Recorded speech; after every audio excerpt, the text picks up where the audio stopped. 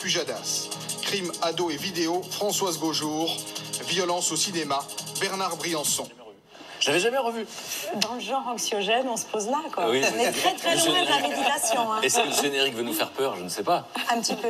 Mais vous pourriez de nouveau être reporter, vous retrouver comme ce jour de juillet 1996 à l'aéroport Roissy-Charles de Gaulle après l'explosion du vol TWA 800. Vous aviez été dépêché par la rédaction d'LCI, mais vous n'avez pas eu ce jour-là une réaction de journaliste normale.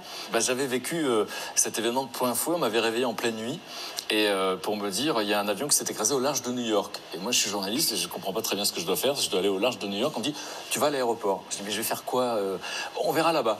Et puis une fois que j'arrive, tout s'était mis en place. Et d'un coup, on me met un micro dans la main et je dois être en direct pour dire quoi? J'avais pas grand-chose à dire. Il était très tôt le matin. Et donc, j'avais juste remarqué que sur le panneau, il y avait marqué annulé. C'était un euphémisme.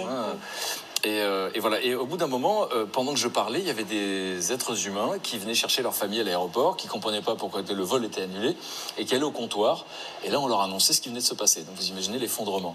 Et je me suis retrouvé dans un ascenseur avec une femme et sa fille. Et du coup, je savais pas vraiment quoi faire. Et quand je suis sorti de l'ascenseur, elles avaient fait quelques pas, un peu hébétées. Il y avait beaucoup de gens autour d'elles, mais tout le monde était en silence. Et puis elles ont été prises par une cellule psychologique. Et puis j'entendais des journalistes comme ça reprendre leur micro en train de dire mais qu'est-ce que je suis en train de faire? Moi j'étais heureux de cette prise de conscience. J'étais heureux de ça. Sauf qu'on s'habitue à tout, l'être humain s'adapte à tout. Et au bout d'une demi-heure, j'étais en train de parler au caméraman qui était en train de filmer un père qui vivait la même chose.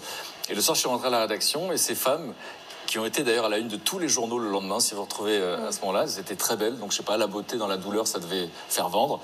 Et le rédacteur en chef les voyait, il me disait, vous avez fait du bon boulot. Et je l'ai regardé, je dis, c'est tout ce que tu as à me dire. Donc j'ai eu un petit surnom qui s'appelait Comité d'éthique dans une chaîne info. C'est pas un nom gentil. Et c'était très compliqué pour moi finalement de me dire, mais qu'est-ce que je transmets? Qu'est-ce que je raconte au monde?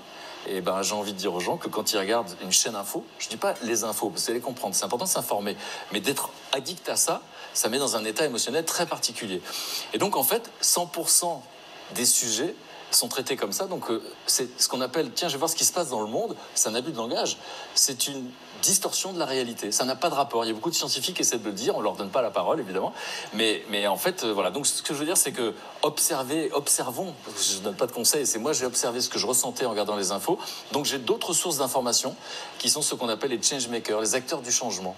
Et je peux vous dire que le soir, quand je me couche, je suis souvent de bonne humeur parce que j'ai rencontré des gens qui agissent dans ce monde et qui font des choses formidables.